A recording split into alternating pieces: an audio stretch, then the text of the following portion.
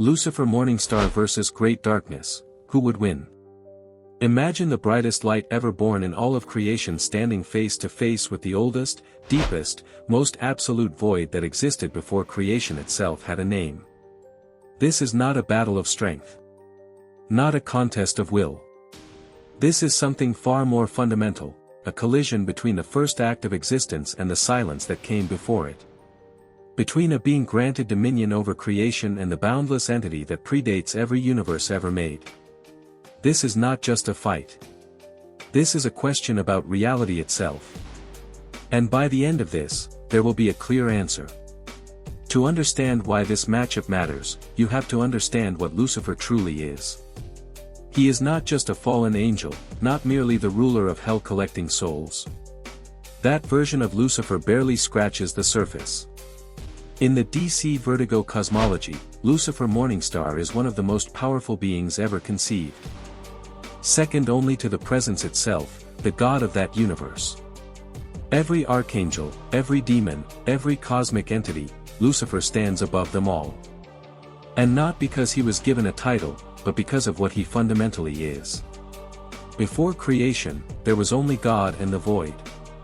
Then came light. And the first, most perfect expression of that light was Lucifer. The light bringer. His very existence is tied to creation itself. He was given more raw power than any other created being, including Michael Demiurgos. And when Lucifer chose to leave heaven and was given nothing but an empty void, he did something almost unimaginable. He created an entire universe from nothing. Not a realm. Not a dimension. A full, expanding, self-sustaining universe with its own laws, structure, and potential for life. That is not power in the traditional sense. That is creation itself. Lucifer's abilities reflect this level of existence. He can reshape reality at will, erase beings completely, manipulate time, space, matter, and energy. His Morningstar flame is divine fire capable of destroying nearly anything in existence. He can operate across dimensions, influence minds and metaphysical planes, and outmaneuver beings who rely purely on brute force. But what truly sets him apart is his mind. Lucifer does not rush into battle. He observes, calculates, and then acts with precision. When he commits, it is final. But now we step into something far more terrifying. The Great Darkness is not a character you can easily define. It does not have a personality, a motive, or a simple list of abilities. That is exactly what makes it so dangerous. It is not just powerful. It is fundamental. The Great Darkness is the primordial void, the state of absolute non-existence before creation began. Before light, before time, before reality itself, there was only darkness. And that darkness was complete. This changes everything. Because Lucifer's power, as immense as it is, operates within existence. The Great Darkness is what existence was carved out of. Every universe, every star, every act of creation is essentially a temporary interruption in the infinite expanse of that void. The darkness is not something inside reality. Reality is something inside it. Now imagine the moment they meet. Lucifer stands at the edge of his own creation, a universe he shaped with his will. He senses something pressing against it, not attacking, not breaking through, just pressing. Like an endless ocean against a fragile shore. Calm. Patient. Inevitable. Lucifer does not hesitate. He announces his presence not with words, but with light. His power radiates outward, defining the space around him. He shines as the Morningstar, the very symbol of creation's defiance against the void. The response is immediate, but not in the way you would expect. There is no voice. No form. The darkness simply becomes more present. The light around Lucifer does not flicker, it becomes aware of how small it is. Reality itself begins to feel thin, as if existence is no longer the default state. Lucifer recognizes this instantly. He knows what he is facing. So he strikes. The Morningstar flame erupts in full force, a surge of divine fire capable of destroying entire hierarchies of power. It surges into the darkness, cutting through it, expanding deeper and deeper. But then something strange happens. The flame doesn't explode. It doesn't consume. It just stops. Not extinguished, not resisted, just halted.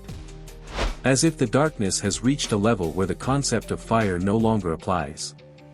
Lucifer pulls back. He recalculates. This is where his true strength shows. He does not panic. He adapts.